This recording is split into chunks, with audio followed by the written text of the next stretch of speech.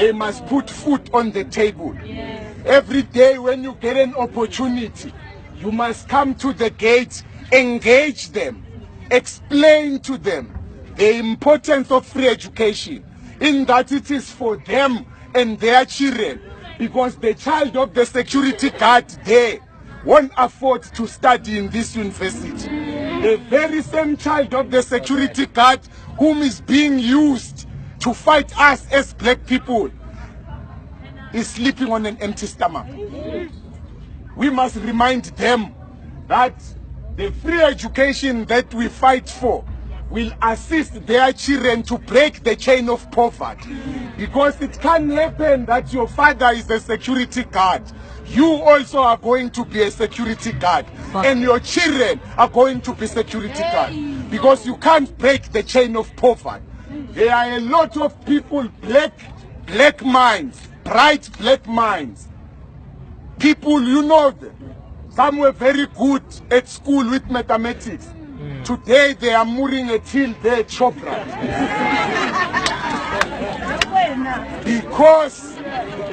because of finances at home.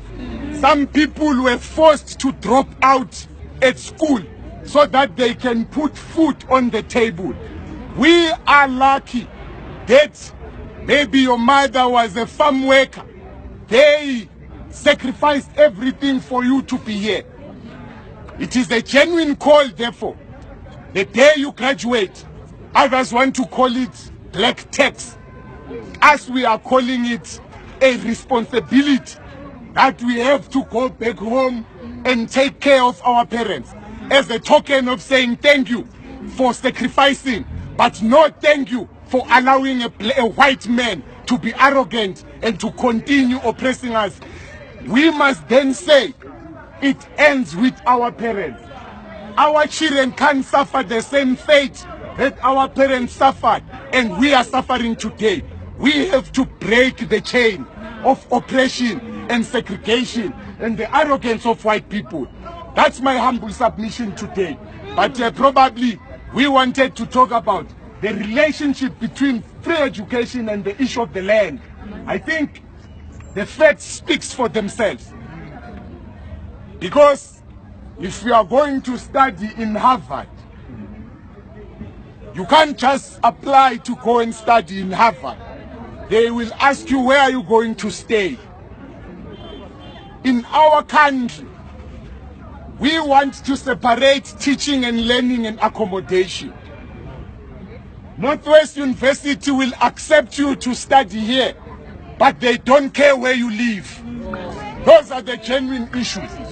They accept you, you are coming from Kofimbaba, Lusigisigi, and Duchwa. Where are you going to stay when you are here?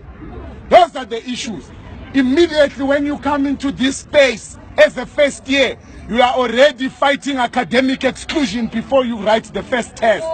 Because you can't be sleeping in the toilet and still be competing with the same student who's coming from the suburbs here or is a rest student. You can't be eating leftovers of your own colleagues and still be expected to perform into the same level as the white kids and other privileged blacks. Those are the issues. Because when you talk about accommodation, accommodation is property. Property is land. That's how it comes together. And the money to fund the education is on the ground. That's where the minerals are. That's where the money is. And who owns the land? Who owns the minerals? How are we then going to roll out free education if we don't own all those things? That's how our submission come to an end. I think with that, we would like to wish you all the best as you go to write your exams. When you go into those exams hall, you must think about your parents at home. When you go into those exams hall, think about all those when they see you, they've been saying you are going to fail.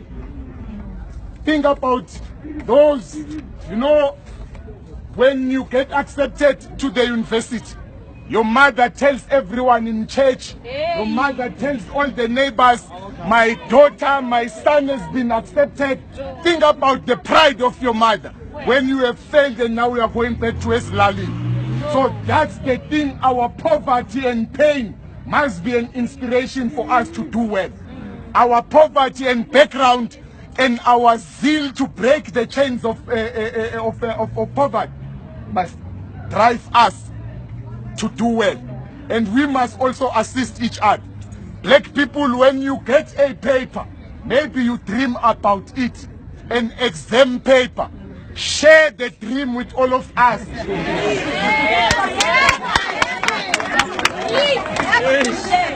As black people, we must not be selfish with information.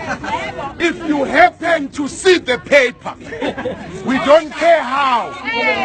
Generally, black people are spiritual people. Black people are spiritual people. Your ancestors might show you the paper. Share the information. White people and Indian community, they share the information. Let us share so that we pass in numbers, so that we flood the corporate world in numbers, so that we can take over power. Because I don't know whether the ruling party is in power or is in office. To you as young people, if they are in office, as young people who are members of it, we must take power. Our parents are excited of being in office. We have realized that office doesn't assist us. We then need power. That's why there is a difference between transformation and decolonization. Transformation is entering into the same room but just changing the curtains and the couch, putting it this side and then all those kind of things. Decolonization is removing everything and putting new things inside the room. That's why we speak of decolonization, not of transformation. That's why there is a difference between poverty and inequality. Because when you say there is inequality, it means you are balancing the scale. There is no scale to balance between black people and white people.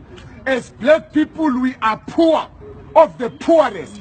Even if you can be employed today, you will never be rich with a salary.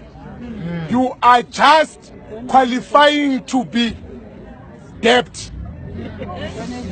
You qualify to have a debt. You don't own the cell phone you have. You are paying iPhone perpetual. You don't own the clothes you are wearing. You are paying for chini. You don't own the car. You are paying that car for 5 years. You don't own the house. You are paying a bond for 22 years. You are just credit worthy as a black body. That's the reality why we want the land. Thank you very much.